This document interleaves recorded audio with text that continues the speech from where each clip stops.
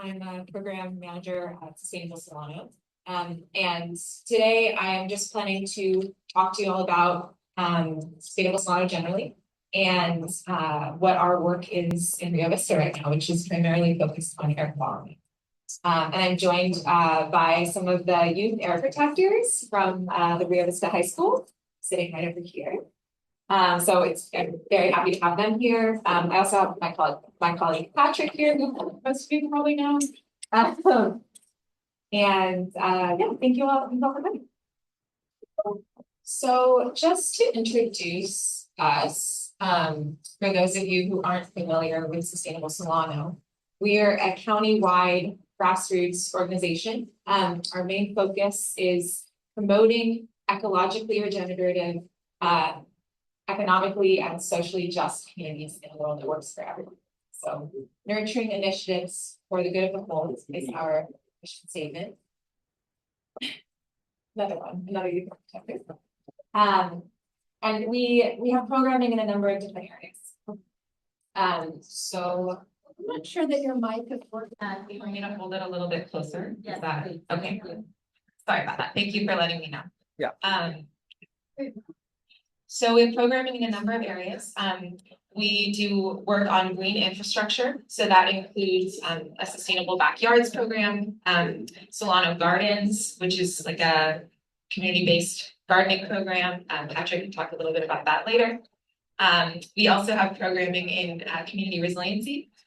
So that is what our air quality work is focused on, which is basically connecting people to local government to create resilient, engaged communities that are able to address environmental justice issues. I'm not sure what I'm doing wrong there. So that includes creating spaces for community conversations so that communities that are most affected by pollution and other environmental issues can work together to determine how to best move forward and create action plans that are relevant to each community. And then that also helps us determine what resources we can bring to each community that we serve in the county. We also have local food programming. So we have a team of folks who are focused on promoting awareness of local farms and how people can support a local food system here in Solano County instead of having food that is mostly imported, and supporting local farmers. We also do a lot of youth leadership and workforce development programming. So part of our work in Rio Vista is the youth internship, working with students from the local high school. And the main focus of that is to get the youth involved in leading the community towards solutions. So leadership and sustainability education, and just developing those skills. So these are just some images from projects we worked on within resiliency. So you can see community education of environmental hazards. We've done some flood walks in City to raise awareness of rising sea levels. We've also done a lot of collection of feedback. So you can see here, community members sharing their visions. And then in the middle, it's kind of hard to see, but it's basically a landing page for folks to learn about different hazards that affect each city in the county. So just kind of a sampling. So I just kind of wanted to move on to talking about what we're doing in Rio Vista right now. So as I mentioned, we are working on air quality. This program is funded by the California Air Resources Board, which is CARB for short. And it involves a number of pieces, one of which is the youth internship that I mentioned, the youth air protectors. Another focus is community outreach and engagement on air quality. So that's part of what I'm doing here today. But we have a number of other programming pieces that I'll touch on a little later. We're also trying to increase a community air monitoring network through the use of purple air monitors in people's homes so that we can just get more information of what our air is looking like. And then we are planning a green infrastructure project, which is going to be a tree planting project that we're working on with the city. I can also share a little bit more info about that a little later on. And then we're all going to be building towards developing an action plan of steps that the community, all of you, want to see in one document so that the city can kind of use that as a blueprint for future planning. So, all right, so let's talk about air quality and let's talk about air. I don't know how much y'all know about air and air quality. I didn't know very much before getting started with this program, so been learning a lot. So when we talk about air quality, we're talking about things that are in our air, right? So what's in our air? And it's right in front of us, but can somebody tell me something that's in the air? Anyone? Particulates. Yeah, particulates, definitely. Yeah, so that would be considered a pollutant, right? But clean air always has nitrogen, oxygen in it, and then it has 1% of the other stuff. And the other stuff is most of what we're going to be talking about. So that includes particulates. It also includes organic compounds and metals as well. So when we talk about that other stuff, when we talk about those pollutants, those can fall into a number of different categories. So most frequently, what we're talking about is criteria pollutants. So these are the specific pollutants that are used in the health-based ambient air quality standards. So those are used to determine what we consider to be good air, bad air, most frequently. But there are also a lot of other types of toxic pollutants. So I guess 188 hazardous air pollutants listed by the EPA, in addition to the criteria pollutants. And then also greenhouse gases are another form of pollutant that's found. And those obviously contribute to climate change, and they're often created along with the criteria pollutants that we are using when we're talking about what air is harmful to us to breathe. So when we talk about good air and bad air, as I mentioned, the criteria pollutants, which are carbon monoxide, nitrogen dioxide, sulfur dioxide, ozone, and particulates, all of those are used to determine the AQI. So raise your hand if you've heard of the AQI before. Okay, great. You know what you're talking about. You know your air quality. Right, so there's a number that you can look up on any given day that will tell you how good the air is.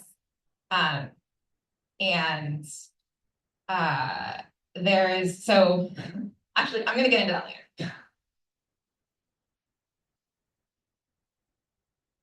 Okay, so this slide is basically just going deeper into criteria air pollutants. It shows where each one comes from and kind of the impacts of it. And today, the two that I'm going to be focusing on the most are ozone and PM 2.5. So 2.5 refers to the size of the particle. And those are the biggest issues for Rio Vista and just California generally. And both of these can cause lung issues and exacerbate asthma. So I just wanted to show you this map. So this map is showing all of the areas in California that are not currently reaching the national ambient air quality standards. So as you can see, it's most of California. And we are above the levels of ozone that have been deemed healthy.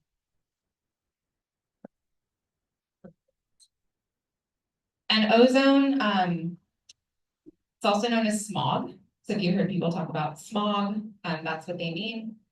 The concentrations of ozone are highest between May and October. And as I mentioned, ozone can worsen asthma and lung ailments, kind of like a sunburn for your lungs. And it's caused by a reaction between nitrogen oxides and VOCs, which stands for volatile organic compounds. And those come from a number of different sources. So as you can see, it's can come out of emissions from cars and trucks, also from industry, and also randomly trees can emit VOCs.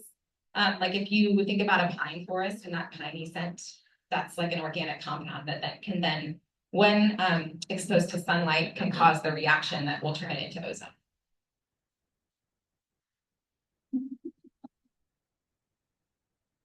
So one example program that we have in order to address the overabundance of ozone in the air is called Spare the Air. Raise your hand if you've heard of Spare the Air. Okay, great. Yes, so vehicle emissions produce roughly 70% of the pollutants that contribute to smog. And so one thing that folks are asked to do when the smog is particularly high is to avoid driving frequently. So that can help reduce the amount of smog. And the May through October timeline is interesting because, as I mentioned, the reaction is caused by sunlight and heat. So it's like a summer, it's more of an issue in the summer for that reason. So now let's talk about PM 2.5. Here's the map of the places that we're over the limit for PM 2.5. And it's a slightly smaller area than the ozone map, as you can see, but still covers a lot of California. Yeah.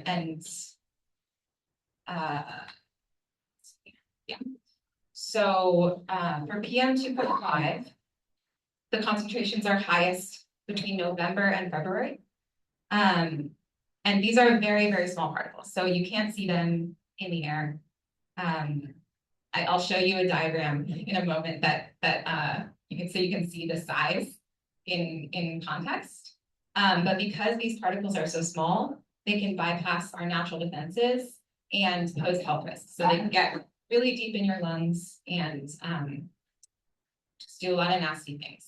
And this is often caused by wood smoke, can also be caused by fuel combustion. So again, like vehicles.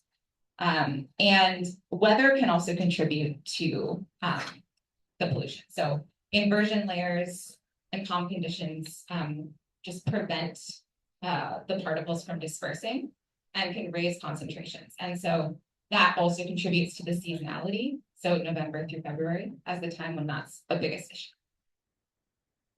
So this diagram shows you PM 2.5 in comparison to a human hair.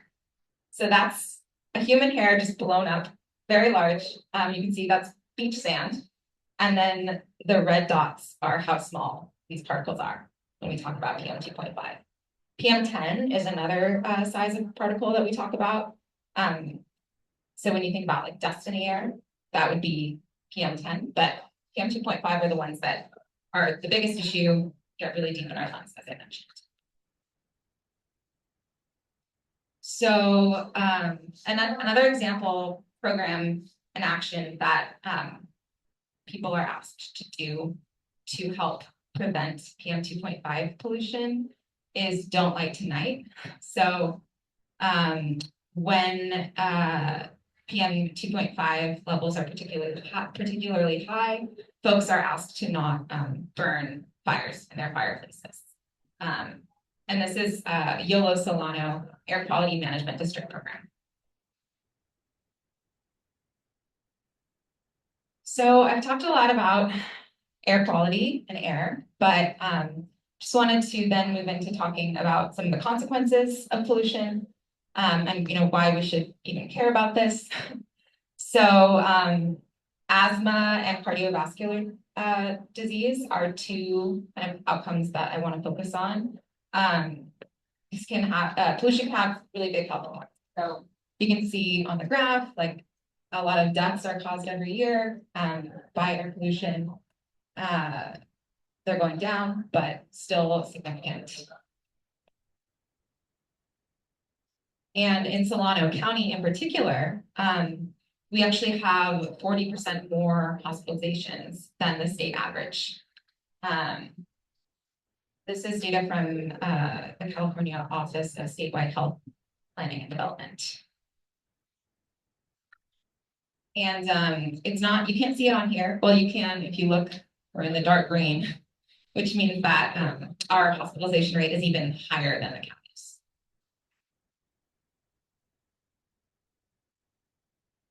That because we're an agricultural community? A lot of it has to do with our population pyramid. So we're all. Yeah, it has. So a lot of that has to do with the population pyramid because the groups that are most affected by air pollution are the very old and the very young. So because Rio Vista has a population pyramid that's a lot of very old people and a lot of very young folks, we tend to be at higher risk of those things like the ER admissions and the hospitalizations. Yeah, that's a very clean explanation. But it's also just, it's hard to say, right? Like there's a lot of factors that might contribute. Yeah, so I wanted to just introduce a mapping tool called Cal and Virus Screen. Have any of you used it before or heard of it? I know some of the interns have. Yeah. So this is a really useful tool. It helps to identify communities in California that are most affected by pollution, and also helps to identify populations that are especially vulnerable. And it uses both environmental, health, and socioeconomic information to produce scores for each census tract. And I just wanted to let you all know, I put the URL just so you know that you can look this up. Anyone can use it. It's free and available. So if anything that I'm showing you looks interesting, you can follow up and look at it yourself. So yeah, this is just a screenshot of what it looks like. This map ranks census tracts in California based on their pollution burden and population characteristics. So they create just an overall index score. And that's what this map is showing. Rio Vista is currently in the 78th percentile, which means that this overall pollution burden score is higher than 78% of other census tracts.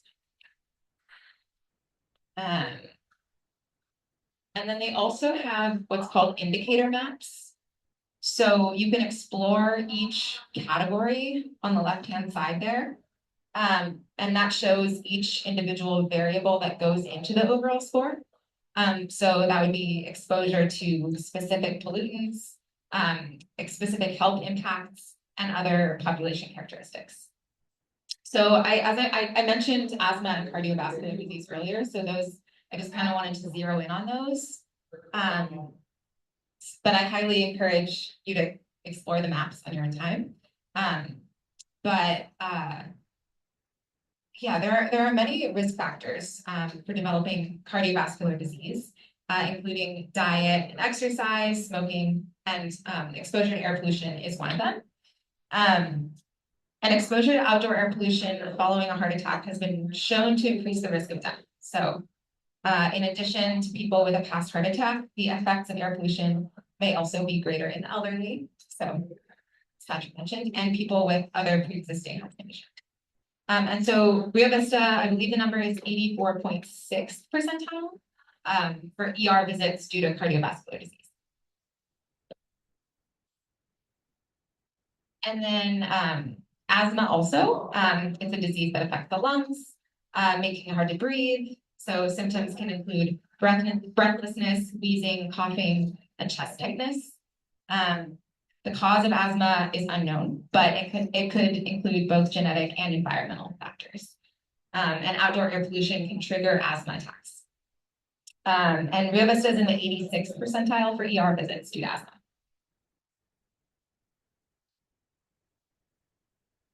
Also, we don't talk about this very much, but I wanted to pull in this podcast by Freakonomics that talks about your brain on air pollution, because we don't really talk about the cognitive impacts of air pollution on brain health.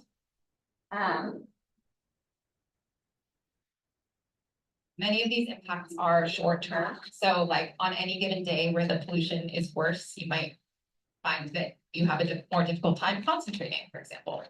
But there may be risk for long-term impacts. It's kind of an understudied area. It's hard to find places where the air pollution is consistent over a long term that can be compared to another location to kind of study that more in depth.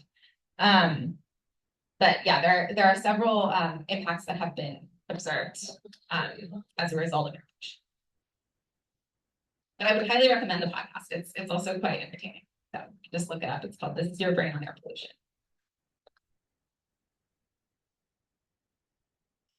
Right. So I guess now we've gotten to the place where I talk about potential solutions and things that we can do. These are just some ideas. It's by no means a comprehensive list, but just to get us thinking.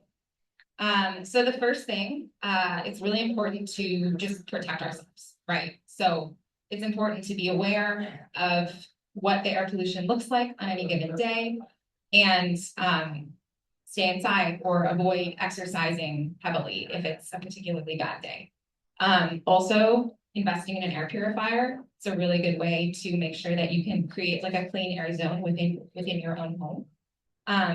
We've also we've hosted a number of tutorials on kind of how to build your own low-cost air purifier, which you can make out of household materials. So all you need is a box fan and 4 square air filters, the kind that goes in your furnace. You just build a box. This is called a Corsi Rosenthal box. You should be able to find resources online about how to build one of those. But one thing that I would highly recommend is just having those materials on hand. And those are things that you need to use in your daily life anyway, but like having extra filters on hand so that if there ever is a day where the pollution is particularly bad, maybe there's been a wildfire or something, you can just build one really quickly, run it, and then disassemble it when you're done. And you can just use those filters in the future. So yes, protecting your own health is an important one. Another, as I mentioned, vehicles are a really big contributor to pollution. So just pushing for policies that incentivize walking and biking and improving infrastructure. So for example, Rio Vista is somewhere where I've noticed it's very like segmented and there's not a lot of it's hard to walk some places, right? You kind of have to, there are certain places in town where you kind of have to drive, right? So, you know, thinking about maybe ways that we can improve the biking and walking infrastructure here so we don't have to rely on cars so much. Also just on a personal level, walking, biking, or taking public transit when we can. And also just maybe making public transit better, right? I know there's a bus here in town, but maybe it's not super rapid. I don't know. I haven't seen it. Does anyone here take the bus? No. It's not a Little shuttle, doesn't right? run on the weekend. Exactly. It doesn't run at night and doesn't go to bar in Pittsburgh anymore. And, you know, it can take people from Trilogy to the grocery store, but. Right. So maybe not the most convenient. Yeah, crazy. I tried taking it once, but they were like, oh, we don't go anywhere out of town. And I was like, well, let's take the bus. Yeah. Right. So, you know, these are the kinds of things that we're trying to create space to have those conversations, and we'll have like a little time for a little discussion after I'm done. But yeah, I would really, really highly invite all of you to attend the community action plan workshop that we're going to have in a couple months, and I will definitely make sure to publicize that once we have it scheduled. So another one that I just wanted to touch on really fast is expanding green spaces. So green spaces, they do a lot of things. They can help to filter pollutants out of the air by absorbing carbon dioxide, and also help to mitigate the urban heat island effect. So places that have less concrete are just cooler. They absorb less heat, which in turn reduces the opportunity for that ozone reaction that I mentioned earlier to take place, because that one really relies on heat. The presence of vegetation also can just have other benefits as well, such as reducing noise pollution, improving overall climate resilience, creating habitat for wildlife, also creating recreational opportunities and places for folks to gather. So that's another one that I think is important to discuss as well. Some more ideas, education around consumer products. So things that don't involve pesticides, which can get into the air and pollute the air, diesel powered tools. Car idling is a big one that there are campaigns about. This is especially something I've noticed can be a problem at schools when parents are picking up schools from school and the cars are just idling and creating that localized air pollution that we know is like not good for young people who are trying to learn. Also just supporting local consumption of products that are created near you. So kind of, we talked about local food and supporting local farms and kind of where you're getting your food from. There's also a lot of farming practices that can be less sustainable and more polluting for the air. So those are other ways to potentially lower pollution. And then community air monitoring, I think, is also a great thing to do, just so that we all are aware of where pollution is coming from, and especially the purple air monitors that I mentioned earlier can be really good for seeing on a very localized, real-time way, like where the air is bad. So the bigger the network is and the more robust it is, the more you can see like where the pollution is exactly coming from in a certain area.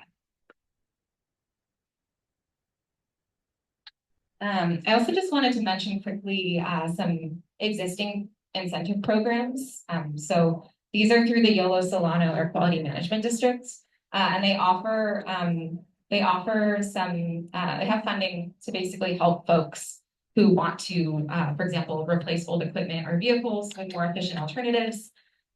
So they have programs for farmers who want to update their farm equipment to something that is more efficient. They have a school bus program. So one thing that I heard from some folks who attended our community roundtable in December was that like the school buses are really old, and potentially that could be an area where funding exists, and maybe there could be an effort to apply for that and to get it to update school buses. So those programs do exist. Also, another one is replacing wood burning devices with cleaner alternatives to like heat homes and such. Awesome. So I just wanted to maybe take like 5 minutes or so to just talk with the people around you about these 3 questions. So yeah, and then I was thinking after the 5 minutes are over, maybe we can just like share back some things that came up. Sound good? Cool. The first question is, what has been your experience of the air quality in Rio Vista? So I grew up in Los Angeles, and when I was a kid, we had.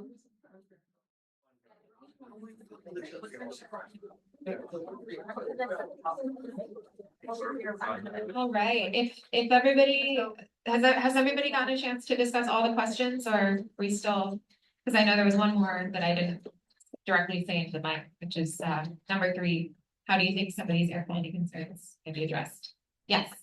I'm just curious, when you say walk more, helps because it reduces the car travel, reduces the fall. But if you're walking, you're inhaling everybody else's. True. So it's like it feels like there's no way to win that. Right. Scenario. Yeah. No, that's a really great point. Yeah. I mean, I'm definitely not advocating for never going outside. I think the hope is just that you're monitoring the days that are particularly bad, that can be that can affect people. So if we go back to the way back, but if we go back to the AQI, I don't know if you can see, but it's broken up into many different groups. So good is between 0 and 50, moderate 50 to 100. And I would say anything over 100 is where we're getting into unhealthy territory. So if you look at your air monitor and it's over 100, I would say that's the day where I would recommend staying inside and not walking, not, you know, doing anything that's gonna be exertion outside. But I think just generally thinking about ways that we as a society, as a community, can be less reliant on cars, is just one piece of what we can do. It's definitely not like the full solution at all, but just trying to think of small actions, and, you know, those can only start on an individual level, unfortunately. Like, even though each one of us can't really make that much of a difference, maybe if we think about ways that all of us can, make it easier for everybody. So, hope that helps. Okay, so, yes, We have the most diesel trucks coming in. How many hundreds, thousands of trucks, like 10,000 trucks a day or something come through here? And then with all the traffic backups, we're idling, which is like two really bad things. So how much could that be weighted towards them doing something about the trucks? Maybe at certain hours and not at other hours. I know we can't ban them from the roads, but could there be a time when, you know, I don't know. I don't have the answers, Yeah, but but I mean, does that make sense? And the reason Yeah. it's so bad here is because of all the diesel traffic going back and forth. I mean, I think definitely that's part of it. Because yeah, we are right on a highway that is it's the only route through this area, for any freight or anything. But, yeah, I don't know, you know, I don't wanna necessarily say it's like so much worse here than other places. Every place is gonna have its own challenges, but part of our goal here is just to kind of discuss like what the specific challenges are here, and, you know, what you guys are noticing and what you're observing. Big trucks. Thank you. So one of the charts you showed that, our county is among the worst.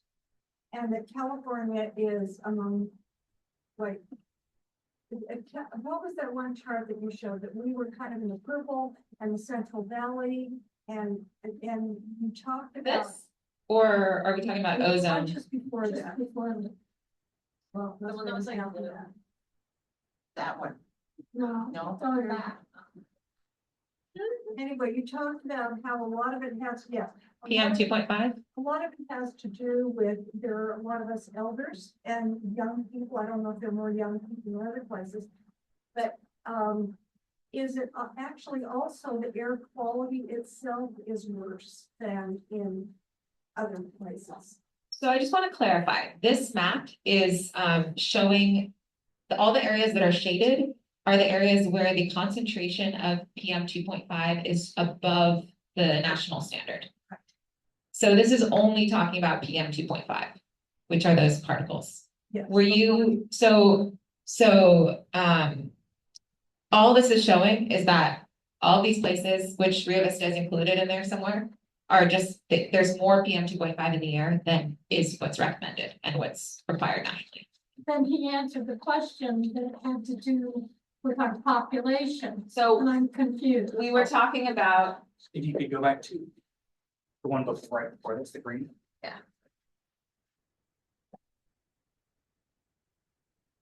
So when we're talking about things like the asthma burden and the cardiovascular burden, when we're talking about just, so this isn't necessarily particulate matter 2.5. The reason why you see so many emergency room visits for asthma, and the reason why you see so many emergency room visits for cardiovascular disease in this particular county has to do with our population. So this has to do with the age of the folks living in our population. This doesn't necessarily have to do, this is related to the amount of pollution and specifically related to the amount of PM 2.5, but it's not the only thing driving this higher rate. This is a population that's very vulnerable and a moderately, you know. The maps of California that showed most of the Central Valley being purple or whatever it was. Yeah, so That is actual So air it, quality. what this map does is, it's the reason why like Calendar is so useful is because when we're talking about the individual, it's like we're talking about diesel or ozone or air pollution or water things, it's really complicated and it's really hard to, you know, rank all of those things and where does particulate matter rank compared to how much lead is in your home. So what Cal EnviroScreen does is they got a whole bunch of health experts together and they review the data every 5 years. And they essentially create like a big math formula where you put in all of the data for all the different counties. And it kicks out a score based on how damaging those pollutants are, how, how many people are in there, are they a vulnerable population? And that's how you end up with these unique scores where you have a lot of pollution and a lot of particularly vulnerable populations down here. But then up here, same thing, Chico, you might have, it's a much more like weighted average of. Added, most of that really bad stuff is south of San Francisco, south of us.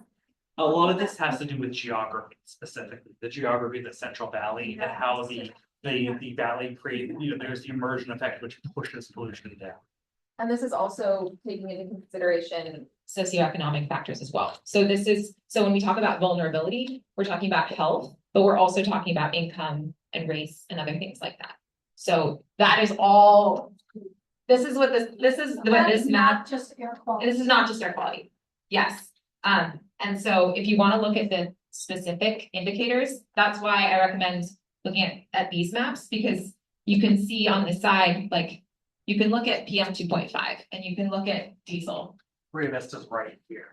And you can look at drinking water and lead and then, Pesticide, traffic. right, these are all the pollutants here. And then here, these are the population characteristics. So asthma, cardiovascular disease, low birth weight, education, housing burden, linguistic isolation. So there's a lot of things that are all going into the score that we were looking at previously. Thank you for asking. I know it's confusing. It's a lot of math. It's a huge amount of information all at once. I think our first impression was that our air quality was really bad. Oh. Our impact in this area is worse, but not necessarily the air quality. Yes, itself. ma'am. Yes, although air quality is an issue in California and especially in the areas that are shaded in this map. Doesn't necessarily mean that Rio Vista is worse than other areas that are. Yeah, that was the map.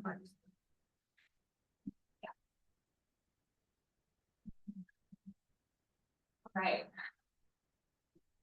Any more questions? Yeah, did I answer? I have one more. Yeah. I've been in Rio Vista now for 18 years, and as more and more new people come in, one of the things they're always saying is, I never had allergies until I moved to Rio Vista. And after I was here a couple of years, I started developing allergies. And I think part of it might be, from the agricultural things around here, but it's enough people that say that if you did a survey, you probably find out what percentage of people are. Very interesting. I think anytime you move to a different place, your allergy levels are, you get immune to, just like a vaccine, you get immune to certain things where you live for a long time. So you move to a new area, you're gonna have new allergies. Especially when it's windy as Rio Vista. Right. And I think also as we age, we have less, we're a little bit more vulnerable to things like that. So where we live, everyone we talk to is older. And so I think a lot of us then have that experience.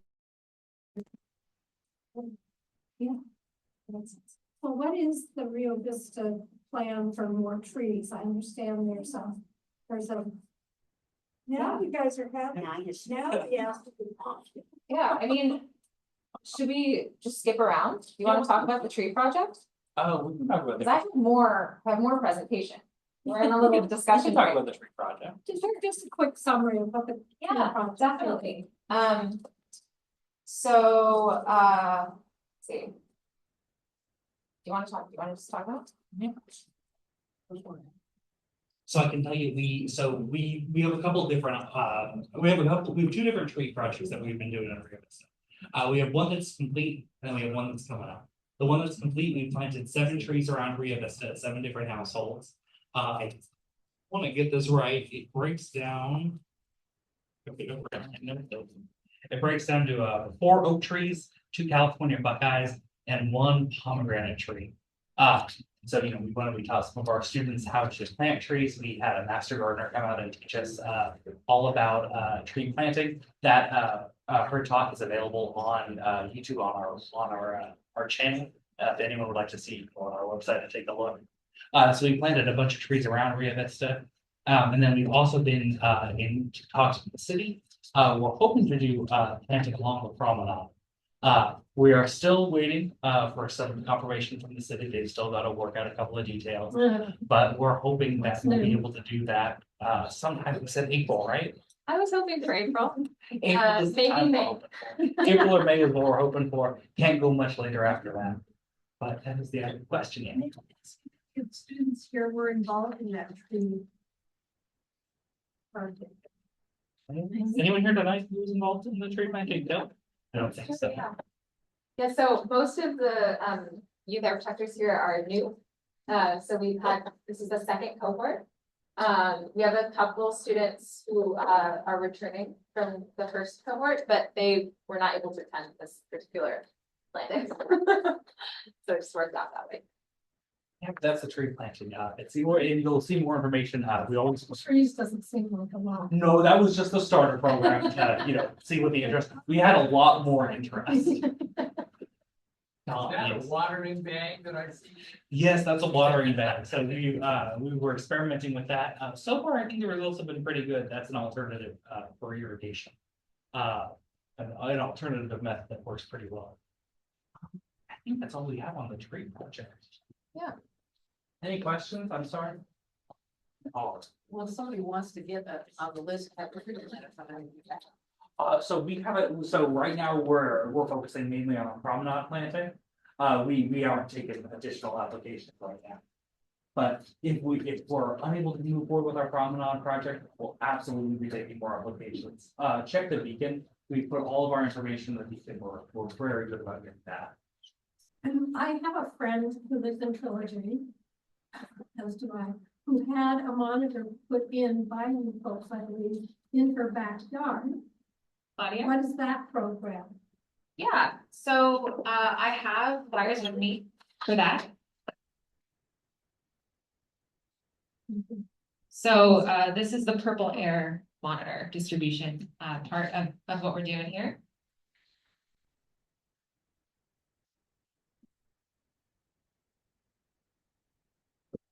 So I have a bunch of these flyers. You can feel free to take one or two if you want to give one to a friend.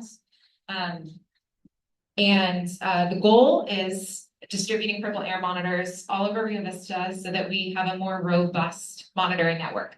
Because the official monitors that are used by the Solano Air Quality Management District, there's only one of them, and it's hourly that it gives you a number.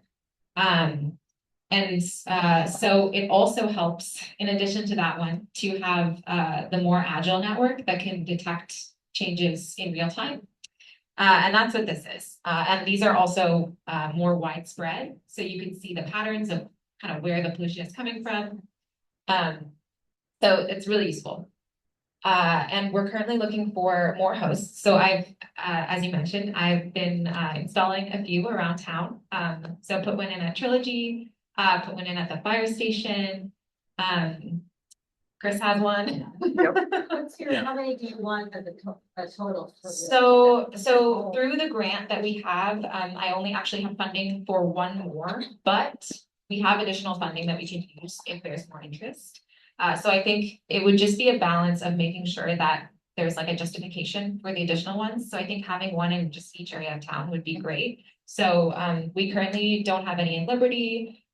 We also don't have any in the area like north of Highway 12. So I think if anybody knows anyone who lives kind of near the elementary school, I think that would be a great place to put one.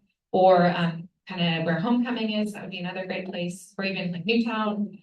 So just the goal is kind of just getting them more dispersed. But I think I can imagine us getting like a couple extra outside of the program funding. So maybe like 3 or more. Yeah. And anybody can look at this. So if you go to map.purpleair.com, you can just see what the air quality is at any time. A lot of time there, 21. Yeah. Yeah, that's when I first like found out what purple air was. When there was so much crazy wildfires. One other thing that I just wanted to let you all know about, was our air quality flags. Has anybody seen them by the fire station? Well, there's the fire station and there's our little air quality flag. So on that day, the flag was yellow, meaning that the air was moderate.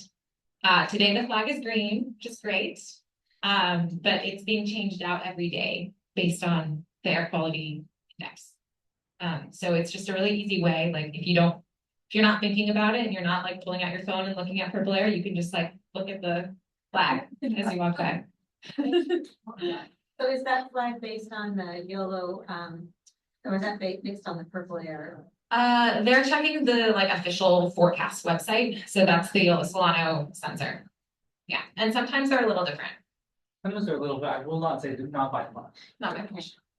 So other than wildfires, like what are reasons that we should get on our phone and check and see if the air quality is pretty bad that day? I think like if you notice anything, if you notice a smell, or if you feel scratchiness, those are kind of the things that often will make me check it. Or, you know, if you hear about a fire happening somewhere else, like with the LA fires, for example. If you were somebody you know that suffers from, asthma attacks or, cardiovascular, if you'd like to exercise too, on days that are unhealthy, you take that day off. But a lot of it is listening is if you feel a little funky, if you feel a little off, maybe check the air pollution, see what's.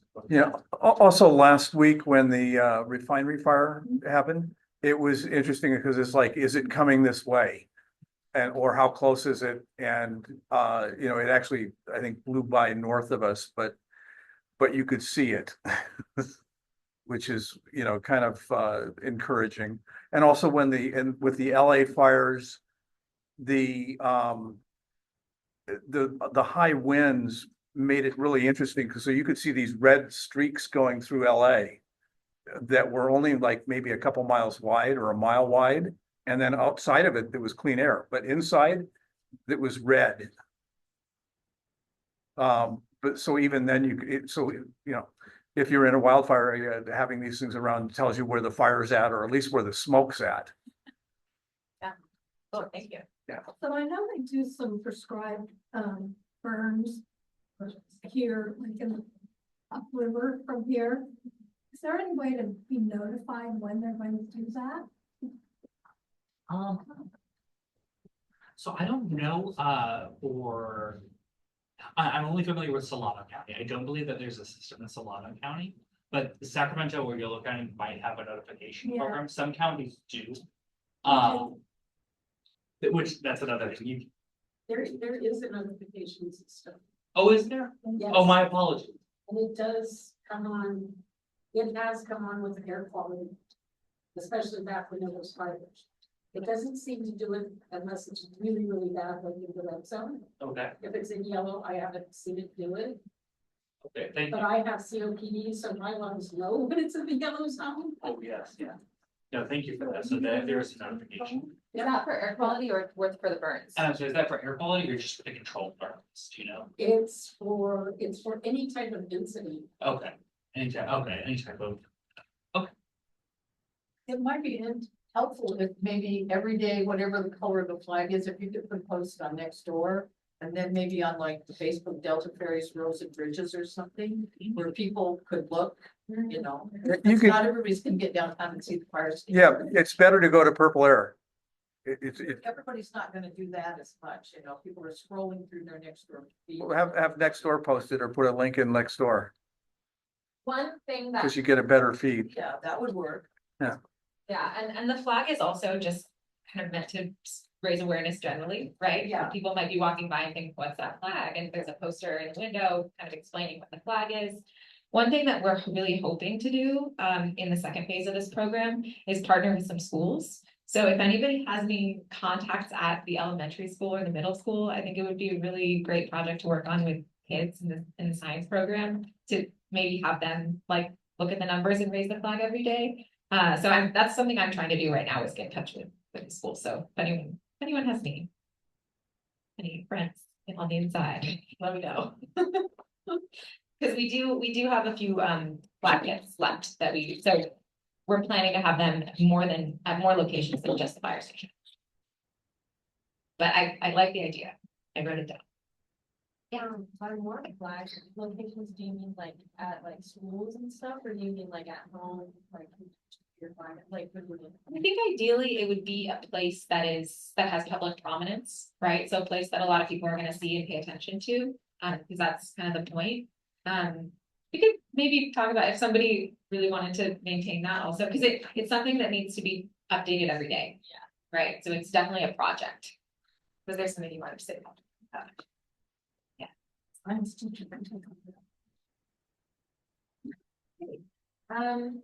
So I guess I can transition to the youth air protectors. Thank you guys all for making it out tonight. So I can say a little bit about just what the program is to start, and then just have them introduce themselves briefly. So we had 9 students participate in cohort 1. We had 11 students in cohort 2. And together we're meeting once a week. We're talking about air quality issues.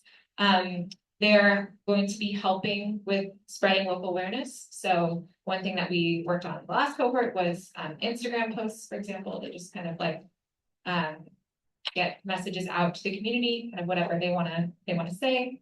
The Instagram account is called Solano.yap, which stands for Youth Air Protectors.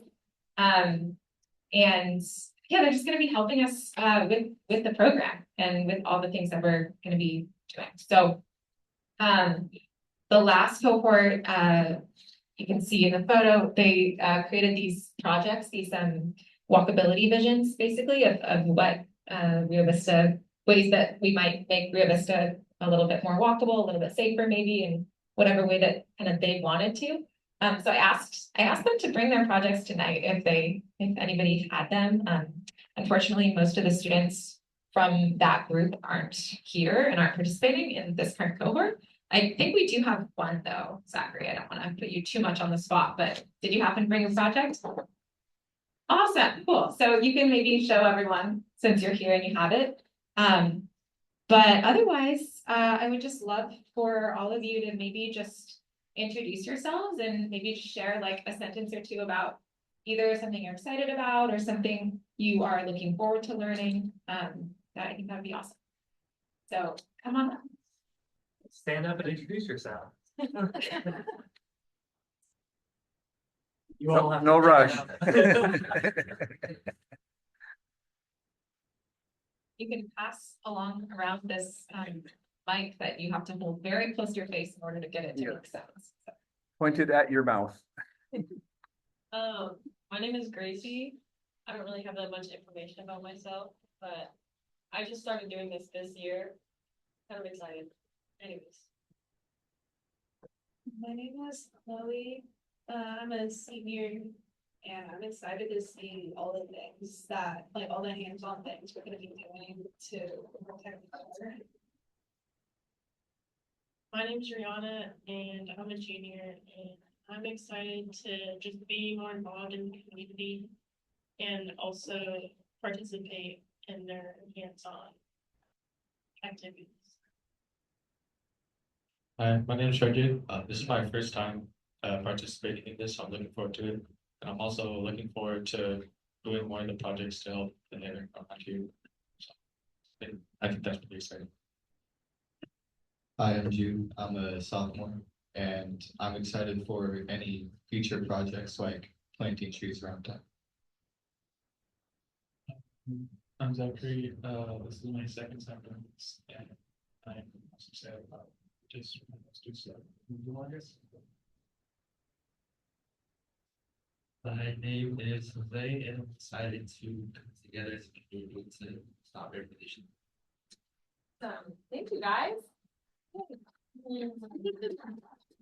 And Zachary, I'm sorry, I hate to put you through this, but I also want to put you through this. So why don't you just come and show us the project that you worked on last time? I can hold it for you. It's really Yeah. no worries. So Zachary is one of the interns that I had in my last cohort. And as part of that, we had the kids just think about an area in town that they interact with on a daily basis, that they and think about ways that that place could be more walkable and somewhere that they would feel better about using every day. So I'm just gonna ask Zachary to kind of describe his project and walk us through what changes you wanted to make. And also you can talk about the ways that you use space, maybe the impact that it has on you. We can't read that, so you're gonna have to tell us. Okay, so this is at South. Hold it a little closer. Sorry, this is located at South Third Street. It's like right towards the front of the school. If you guys know what that is, level like. Anyways, my main proposition was just making the sidewalk more walkable because most of the sidewalk is like. It's very uneven and there's a bunch of dips and it's just not a nice sidewalk. And it doesn't help that it's all uphill and or downhill depending on where you're going. And then another thing I had was also putting a gazebo on the giant dead spot of land there because it's there, it's ugly, and there's not really a reason for it just to be there. It's like a good chunk, like a good little area or something, not nothing. At least I don't know. And that's like the path that you take to school, right? That's what you said. Yeah, that's where I used to take. I started taking a different one about probably a couple of months ago because it's like I was just really getting annoyed with the sidewalk. That's really it. Thank you. And yeah, people have questions, you don't ask. We can put this somewhere that folks can take a look at it, because I know it's hard to see with the light, but yeah. Thank you.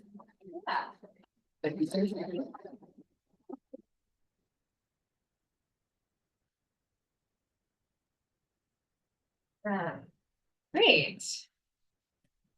Talked about air quality flags. I talked about purple air. We talked a little bit about trees. So yeah, working on planning a second one with the city. We think that's going to be between like 13 and 30 trees. So more than double the trees that we've already planted, but it'll just depend on what they want to plant based on the funding that we have. So one thing that I haven't talked about quite yet is where we're going with this. So we're working towards a community action plan. Basically what that's going to look like is a document that has information from everybody who attends the workshop about what they want to see in Rio Vista and what concerns folks have. And the goal is to create a blueprint that can be referenced by the city and by anybody who has policy making ability, so that everybody in the community can make their voices and concerns heard. So that's really the goal. We're planning to have that workshop sometime in May. We'll definitely keep you all updated on when that is, and I hope you all will attend. We're going to be working with somebody from the Nature Conservancy to help us with it. And they call this the community resilience building process. And the goals are really to strengthen understanding of the links between hazards and local planning efforts. So just making everybody in the community more aware of kind of like what goes into planning for hazards, identifying local vulnerabilities, but also identifying strengths that we have as a community, and then develop and prioritize possible actions to take towards those hazards and vulnerabilities, or to mitigating them, that is. Cool. Does anybody have any questions about the community action plan? Awesome. The last thing that I had was just, it's funny because Zachary's project mentioned that plot of land on 3rd and South Gertrude, or St. Gertrude? St. Gertrude, there we go. And I'm going to invite Patrick to come and share a little bit about the planning for the community garden that we're hoping to have at that site. So that's really exciting. Thank you, Willa. So before we get into that, like I said, like Willa said, my name is Patrick. I work around Solano County, helping folks who want to get a community garden started, but they either lack the land, they lack the tools, or they lack some direction. They want a little bit of help from us. We help a variety of folks around Solano County, Armino High School, we help out at some high schools, some elementary schools. We help out a variety of churches and all kinds of different gardens from, food forests that are, supposed to be big rows of trees with all kinds of fruit to, the traditional style allotment gardens. We try to help folks create a garden space that fits for their community. So about 2 years ago, 2 years, 18 months ago, we started reaching out to folks in Rio Vista. I'm a Rio Vista resident, lived here my whole life. So, I noticed there's some space for some gardens in Rio Vista. My job is helping folks create gardens. So I reached out to some folks in the community. And we have been in conversations for the last 2 years, 18 months. To utilize this patch of land on South Claret and St. Gertrude. The land has been generously donated by Jeannie McCormick and her husband. And a group called Rio Vista Roots is formed.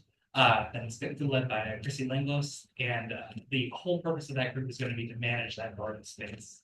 We have some plans drawn up. And we're talking to the city planning commission about getting a lot of those fees waived so we can build a little bit bigger garden. We're hoping that the garden will eventually look like this. It's a little hard to see, but that's 30 garden beds along with a hopefully one day we hope to eventually have a greenhouse. Along with some herb gardens and a pollinator space as well as a teaching space. And this vision really has come together through months and months of community work at census building with a variety of folks. If you're interested, keep an ear out. We're going to be doing, right now the meetings are pretty small, it's a lot of technical stuff. But anyone's welcome to join us as we're working through all the details. Like I said, hopefully this is the garden we're hoping to have. Some of these beds will be ADA accessible as well, which is something I'm really happy about. I love making gardens that are accessible for everybody. And wanted to just wrap it up by talking about our tree project. Like Melissa said, we planted 7. We're hoping to triple that, plant 14 more at the very least. So yeah, that's our project so far that we had at Rio Vista. Thank you so very much, for coming in tonight. For joining, I really appreciate it. I'm gonna hand it back over to Paula to wrap things up. Yeah, definitely. Thanks, Patrick. That's pretty much all we have for you in terms of presentation.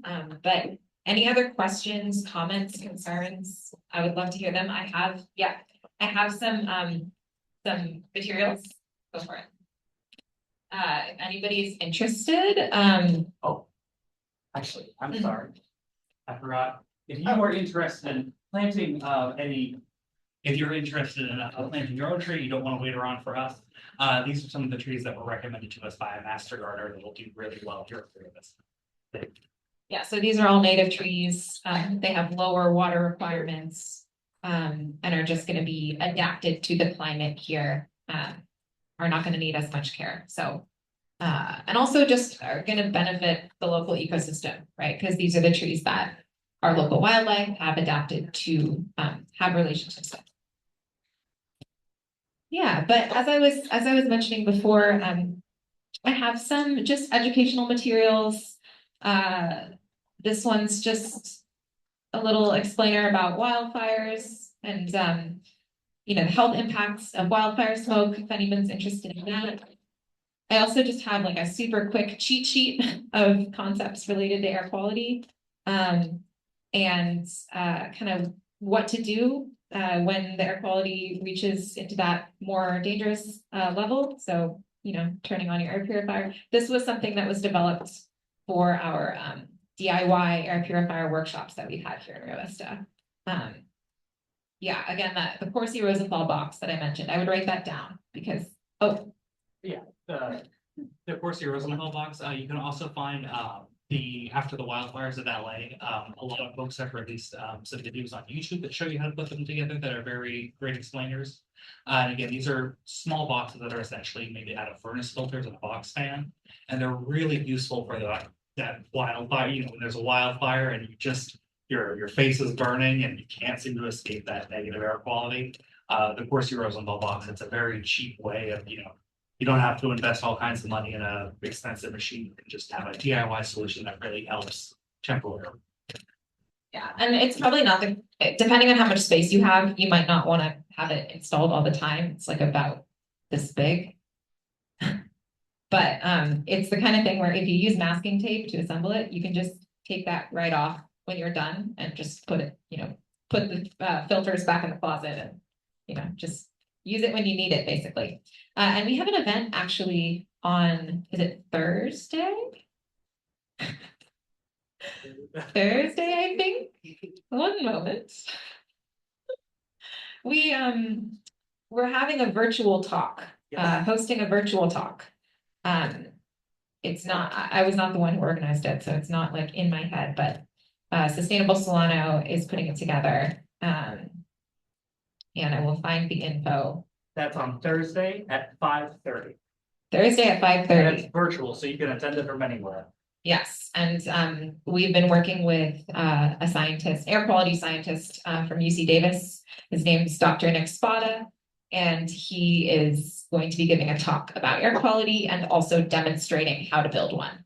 So if anyone is interested, you can just go to our website, sustainablesolano.org, and you should be able to find everything you need to sign up for that on our website. So if you're interested in, want to hear more, that would be a good place to do it. But otherwise, I'm happy to answer any further questions or anything that comes up, but that's all we had for you. So I'll turn it over to, are there any, does anyone have any questions? All right, thank you. Thank you. I believe, very kind. I believe maybe. Tom, did you want to say anything? As our executive director of RioVision. Thank you, Willow. Thank you very much. Yeah. This is one of a series of monthly community forums. So welcome, and we're glad that by we, I mean RioVision. So you can always look for our program, see what we're up to. Next month, we're going to be hearing from the state parks staff. The district director for the region is going to be here presenting what's going on at the two parks very close to us, Bannon Island and Delta Meadows. So you might want to put that on your calendar, second Monday, 6 o'clock. Anyway, thank you all very much. If you could help us by folding up your chair and putting it on this rack, that would be great. Thank you.